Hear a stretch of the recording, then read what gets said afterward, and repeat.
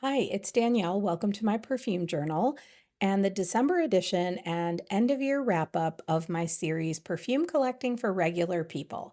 I started this series 2 years ago over on my Instagram page because I wanted to kind of like pull back the curtain on being a longtime perfume enthusiast who has built what I think is a beautiful, very personalized collection on a budget without ever going into debt or spending beyond my means. So I hope you have enjoyed watching these videos this year. I'm definitely going to continue them into 2026, and I hope to continue to talk about the other ways I keep the enjoyment level of this hobby high for me, things like doing perfume research, reading perfume books, taking perfumery classes, buying small bottles instead of large ones, seeking out affordable gems, going secondhand shopping, making swaps and trades with friends, and watching all kinds of interesting perfume content. All of that is part of the joy of this hobby for me, and I don't plan on changing anything about how I approach this interest. It has been and will always continue to be a lifelong passion for all things fragrant. So in this video, I'll start by sharing my perfumes for December, which is always a very light spending month for me. I don't usually buy anything in December because all of my extra money is going to presents for others. My family does celebrate Christmas, and so I usually get a bottle or two as a gift. And then after sharing my perfumes from December, I'll recap my data on everything that joined my collection this year, everything that left my collection, some of the standouts from the year, and then, of course, my budget and my total spending for the entire year down to the penny. So, the one and only perfume I bought for myself this month is Curve Crush from Liz Claiborne. I bought this after having a conversation with two of my perfume pals, Victoria and Kristen, about it. I have definitely mentioned Victoria before on this channel. She is Sent Memos on Instagram, and she is one of my most trusted go-to friends for affordable gem recommendations. And she is just a wonderfully beautiful person inside and out. And Kristen's Instagram is called CH Sniffs, and she takes the most incredible photos of perfume. So if you love a nice healthy dose of perfumed eye candy and like visual dopamine every single day, Kristen's page is the place to be. She is a super talented perfume photographer. So, Curve Crush is a spicy, milky, powdery chai tea scent with just a bit of floralcy from some cyclamen. There's some lily of the valley floating around in here and a little bit of orchid. It is cozy and comforting and very, very early 2000s. So I can see how this one is very nostalgic for some people. And even though that's not my decade of nostalgia, I can appreciate it very much, and I am really enjoying this scent. I received these two perfumed gifts this month, Hinoki oil from Wonder Valley, and then the large bottle is Ramz from Lattafa. I have not worn either of these yet, so I'm going to have to save describing them for another day after I get to know them both a little bit better. And I was so excited to receive this discovery set of the new line from LT Piver. It's a heritage brand that's been revived, and I am so stoked to sniff through these. I just added their original Heliotrope Blanc lotion, which is really more of like an eau de cologne, to my collection. So I cannot wait to explore these samples. And then I was spoiled with two scented surprises under the tree for me this year. The first was a bottle of Poison from Dior, a perfume that I wore endlessly in the 1980s. I'm not even sure how many bottles of this my mom and I went through during that decade. And for a really long time, I was searching for a vintage bottle of Poison. They're not hard to find, but they are a little bit difficult to find at a price that I'm willing to pay without actually sniffing the perfume first. Buying vintage perfumes online is a bit of a risky game. I've gotten a few off bottles, so I'm kind of careful about how much I'm willing to spend to take the chance on a vintage perfume online. So I could, with surgical precision, outline the differences between of vintage poison and the current formulation. But I won't, because life is too short to cry over spilt reformulated poison.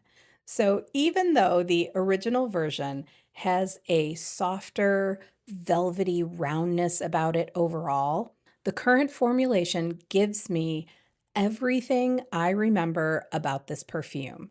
The rich, stewed plumminess, the huge, fleshy tuberose, the sweet honey swirl, the warm spices and creamy woods, and that unmistakable boisterousness that made this perfume so iconic in its day. It is just so gorgeous. There will never be another perfume like it to me, and I am so happy to have it back in my collection. And from my wonderful husband, he gave me a perfume that I strongly hinted I would like to have, Chanel number 5 Eau Première. So much like Shalimar, it took me a while to settle on my Chanel number 5. Number 5 has got to be the most classic, well-known perfume in like all of history. And when something is that good, I find myself having like buyer's paralysis from being so spoiled for choice. You have vintage, you have eau de toilette, eau de parfum, parfum, all these different formulations, all of these different flankers, and all of that adds up to years of indecisiveness. But after spritzing and sampling so many different versions and concentrations of number 5 on myself over the years, I finally determined that my favorite of all was Eau Première. It was released in 2008. It was created by Jacques Polge. And this number 5 is most certainly a number 5. It is aldehydic, it is soapy, it is floral, and just a little bit woody. And it is what I would describe as a modern vintage version of the original. It retains that vintagey quality without becoming overwhelming. It is stunningly beautiful. It can be worn anywhere, anytime, and I am so excited to finally have my Chanel number 5. Okay, so since Curve Crush was the only thing I purchased this month, my total spending for the month of December was $15.59. $15.59. Definitely the least amount of money I spent in the entire year on perfume. So now it's time for the year-end wrap-up, a summary of my year in perfume and some reflections. So for 2025, I really wanted to be like more intentional about my purchases, carefully adding things to my wish list that I really spent time sampling, not just like a quick spray and then I got to have it. Perfumes that I knew I would truly enjoy and I wouldn't just wear once or twice and then let them sit on a shelf. So in 2025, my wish list consisted of only perfumes I'd sampled at least 3 times, often more, perfumes I knew I would love for a long, long time. And almost all of the perfumes that were on my wish list that I added to my collection this year ended up on my Sweet 16 list. The perfumes that I brought into my collection this year and also wore the most, and they became part of my fun Perfume of the Year March Madness pretend competition. And only 2 of the perfumes that I added to my collection from my wish list from the start of this year did not make it into that Sweet 16. So the first is Le Grand Jeu from Voyages Imaginaires, a perfume that I sampled, and it was one of those perfumes I could not get my mind off of. It is an absolutely gorgeous tropical coconut, gardenia, tuberose, and vanilla perfume created by the genius Isabelle Doyen in partnership with Camille Goutal, Annick Goutal's daughter.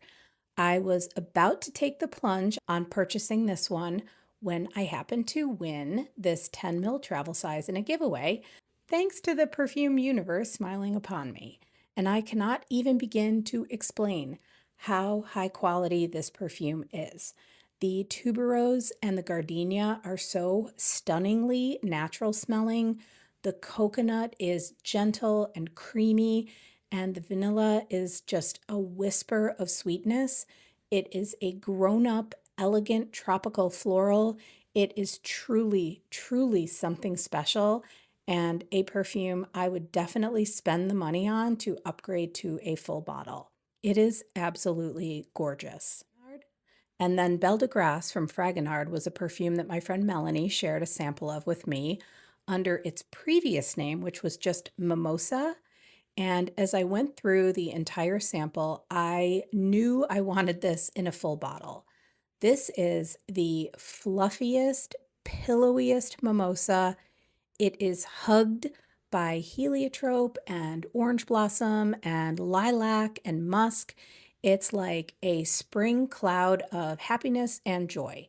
And you absolutely have to love mimosa to love this perfume, that like polleny, yellowy kind of floral, because it is definitely front and center in this perfume all throughout the wear, and everything else in the perfume just exists to make the mimosa more fluffy, more pillowy, more cloud-like.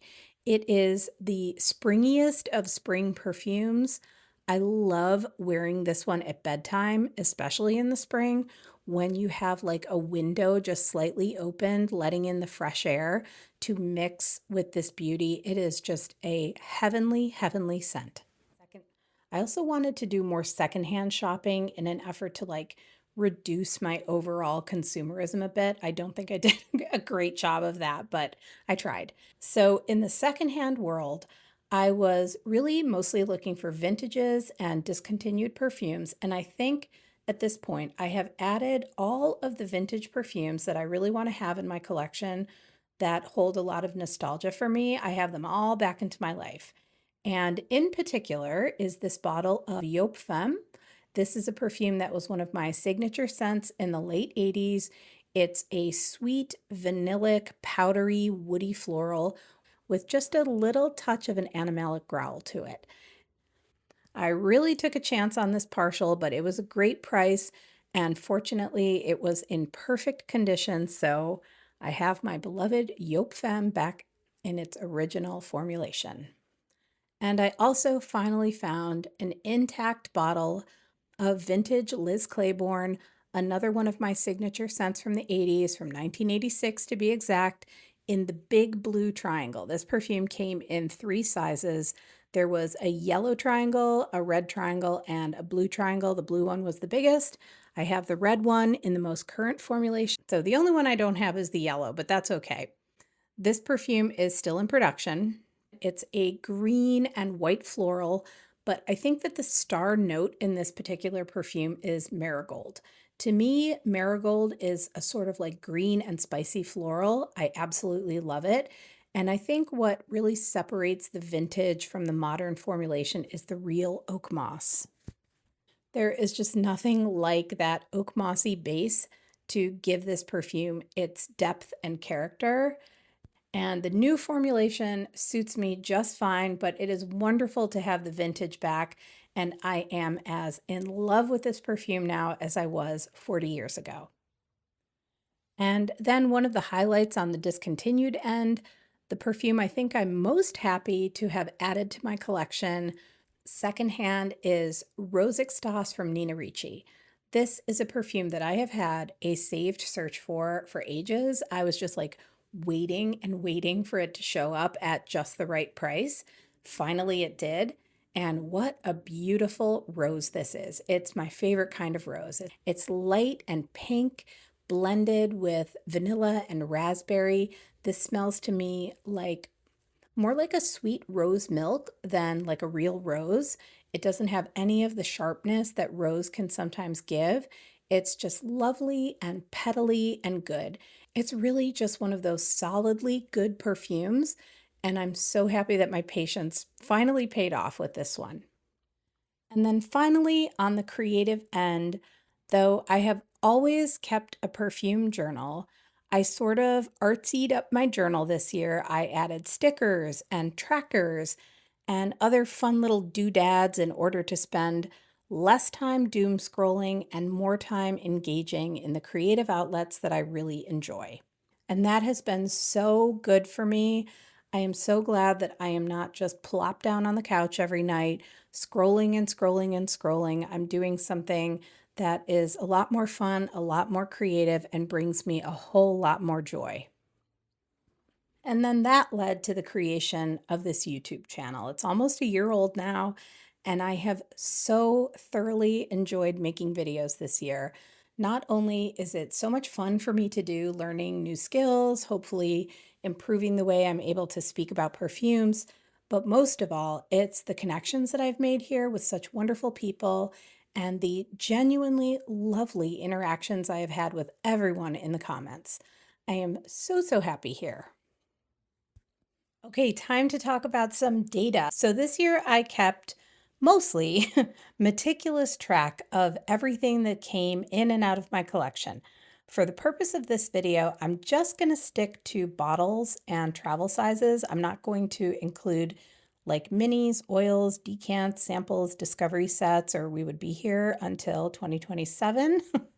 So we'll start with the ins. All right, so this year I added a total of 82 bottles and 7 travel sizes to my collection. Yeah, that's a lot of perfume. And as I was making notes for this video, I was feeling like, "Ew, I should be kind of embarrassed to say that out loud." And then I thought to myself, no, I am not embarrassed by this. This is my hobby. This is my passion. This is like the only thing I consume or spend money on. So I am proud to say that I love perfume. I wear it, I collect it. It's a lifelong passion of mine, and I love it. Full stop. So, yep, I added 82 bottles of perfume to my collection. And of all of those bottles, 26 of them were secondhand. 9 were secondhand purchases that I made, and 15 of them I got through swaps or as gifts from friends. So the perfumes that I added, new in a box from a retailer, totaled 58 bottles. 54 of them I purchased myself, and 4 bottles were gifts. 2 of them came from my husband, 1 came from my brother and sister-in-law on my birthday, and 1 bottle came from my parents on Christmas. And out of those bottles, 15 of them were under 50 ml in size, mostly like 30 ml sizes, because I was really trying to pare back how many larger bottles I was buying unless I was absolutely certain that I would really, really use them. Things like Melograno and Pure Poison and other bottles that were on my wish list, because I really do not want the perfumes that I add to my collection to just like sit around collecting dust or going unworn. And then because I am obsessed with trackers and spreadsheets, I can tell you that the vast majority of the perfumes that joined my collection this year were florals, 63 to be exact, so no surprise there, followed by woody perfumes, and then gourmand perfumes, fresh perfumes, and finally amber perfumes. And the vast majority of perfumes that joined my collection this year were designer perfumes. There were 45 of those. And only 1 perfume that I added to my collection this year was actually a 2025 release, and that was Shalimar l'Essence. Everything else was older, which totally tracks for me. I'm always behind the times. So then a few patterns I noticed this year. So I really enjoyed discovering some celebrity perfumes this year. I added 16 celebrity perfumes to my collection. It's a category that I really grew to appreciate on a whole new level this year, probably because of Sarah Jessica Parker. I added a total of 9 Sarah Jessica Parker perfumes this year to my collection. It was the year of SJP for me, clearly. Some of the highlights in the celebrity category for me were Covet, which is a wonderful lemon, lavender, dark chocolate, witchy woo kind of a perfume. I love Rihanna's Rebelle, which is a sweet, plummy, cocoa, coffee, woody, spicy number. I surprisingly fell in love with Adam Levine's Woman, which is a really nice sandalwood with a marigold note. I love Katy Perry's Indie, which is a really beautiful creamy sandalwood. And I think my favorite celebrity perfume that I added to my collection this year was a gift from Cass. It was Lovely Lights, a creamy, fresh floral that features a beautiful honeysuckle note. And then the second pattern I noticed is that I added a big number of affordable gems to my collection this year. And when I say affordable gem, I'm talking about a perfume that's like $30 or less, usually more in the $20 range. So, in terms of affordable gems, that totaled 50 bottles that I added to my collection this year. So, that's a lot. Big standouts, though, in this category were Benetton Hot, which smells almost exactly like Chanel's Allure. I loved Chopard's Happy line. I added Felicia Roses, which is a really bright, happy raspberry rose. And I also added Happy Bigaradia, which is like a citrusy orange blossom neroli kind of a scent. Gaster, a wonderful watery fresh floral that features a fantastic kumquat note. Guest 1981, which is a super fresh musky floral. And Ghost Deep Night, which is a spicy woody floral that features datura as the main note. And now we have the outs.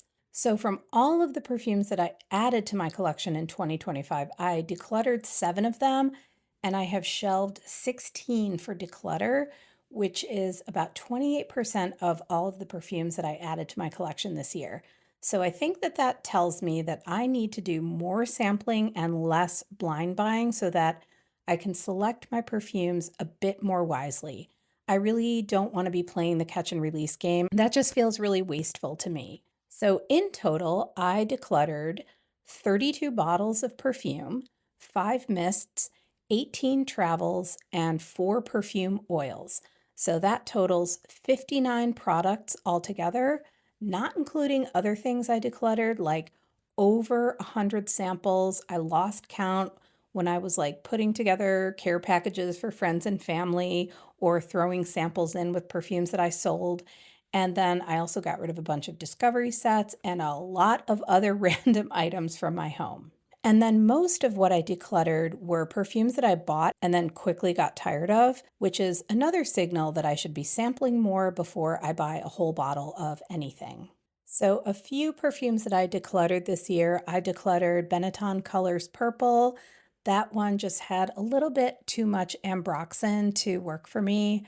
I decluttered Softly Eau de Petal from Jill Sander. I enjoyed that when I first got it, but then I quickly got tired of it. It's just a nice, simple, powdery pink floral. And then I decluttered Romance Elixir, a perfume that I got in a swap. Even though I love a raspberry rose, that one was just a little too syrupy for me, so that one I moved along. Okie dokie, now it's time for the bottom line. So many of you know from watching this series that my fun money budget is $100 to $150 a month. Mostly, I spend that fun money on perfume. And as I always say, I recognize what a privilege it is to have any fun money to spend at all.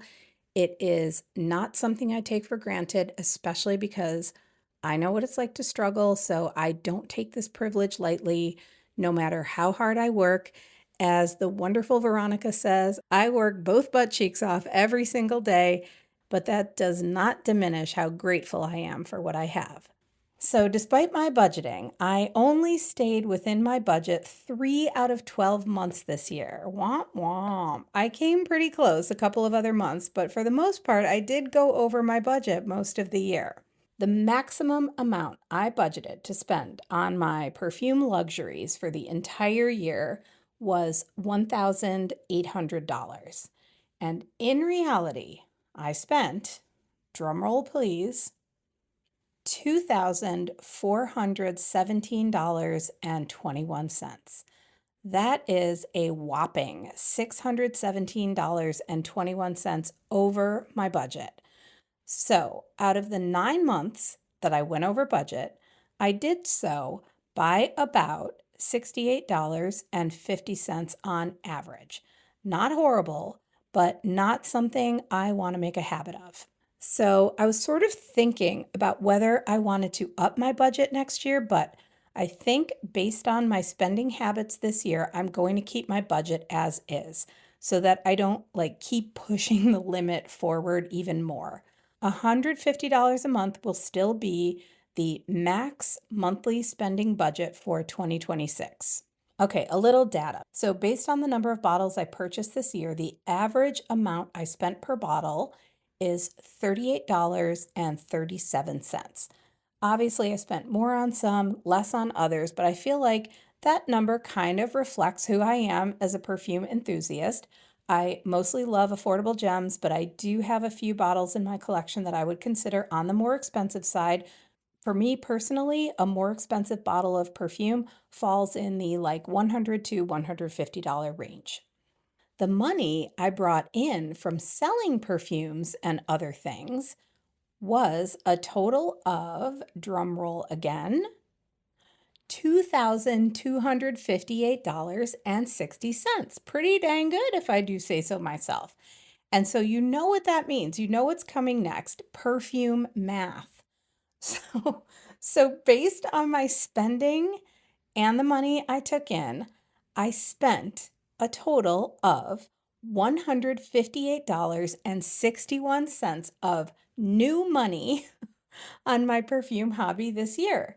So that brings my average spending, according to perfume math, to $2.52 per bottle, which means I am the greatest bargain shopper of all time. Okay, so there we are, the final installment of Perfume Collecting for Regular People for 2025, and a year-end summary of everything that came into my collection, everything that left my collection, and every single penny that I spent. I really hope that you enjoyed watching this series. I really, really enjoy making it, and I hope that it resonates and is maybe even helpful in some small way. And even though I don't make New Year's resolutions, I do have a few goals or thoughts in mind for 2026. So, one, I do want to purchase fewer bottles and more samples, travel sizes, or decants. I'm sure I will add bottles to my collection, but I do want to continue to expand my nose and enjoy all of the wonderful and even not so wonderful scents that the world of perfume has to offer. And as Claire Smith so perfectly stated in one of her recent videos, I think what I am looking for is variety over volume. So you will probably see more of that on my channel in 2026. I also want to continue carefully selecting the bottles that go on my wish list and end up in my collection even more than I did this year. And if I do add a full bottle of anything, I really want it to be something that I will love. I feel like I hit a groove with that in the second half of 2025 with the additions of perfumes like Musc Noir Rose, Luminous, Shalimar l'Essence, perfumes I absolutely adore, love to my core, could easily wear almost every single day. And you already know what's at the top of the list this year, the re-release of Boudoir from Vivienne Westwood. That is most definitely at the top of my wish list. And other than Boudoir, I only have 6 other perfumes on my wish list. I have Incarnata from Anatoly Le Breton, a perfume that I bought a decant of, and I have decided I think I do want to put that one on my wish list. Un Bois Veni from Serge Lutens, Coco Noir from Chanel, Dior Addict, the classic Dune, and Infusion de Riz from Prada. That's it. That's all I have on my wish list right now. So I also want to keep seeking out affordable gems. That is one of my favorite things about this hobby, finding a beautiful perfume that is also inexpensive. But maybe this year I don't need like 50 of them, maybe 10, maybe 10, maybe a baker's dozen. And I definitely want to keep moving things along, going through my collection on a regular basis and passing things on that I have kind of fallen out of love with or gotten tired of, whether I sell them or share them with friends and family. That is actually my favorite thing to do, to spread the love of perfume far and wide. So, more careful-ish consuming for me in 2026 without the joy of smelling lots and lots and lots of things in smaller doses. More sampling, more small sizes, more travels and decants, fewer blind buys, and more well-chosen treasures. And then finally, my plan for 2026 in my fragrant world is to keep making videos, keep connecting with other perfume lovers, talking about the ways in which perfume bring us joy and meaning to our lives. It really, truly is my favorite thing about having this channel, and I am so, so grateful that you are here with me to do just that. And I would love to hear what you are hoping 2026 will hold for you. Are there any perfumes that you're hoping to add to your collection? Any new styles of perfumes you hope to explore? Any brands you want to try? I would love to know. Once again, thank you so much for watching my videos, for spending your time here with me this year, and for all of the great conversation and chats we've had about perfumes. I am so thankful. I wish you all the happiest, healthiest, most joyful new year, and I will see you in the next video next year. Bye.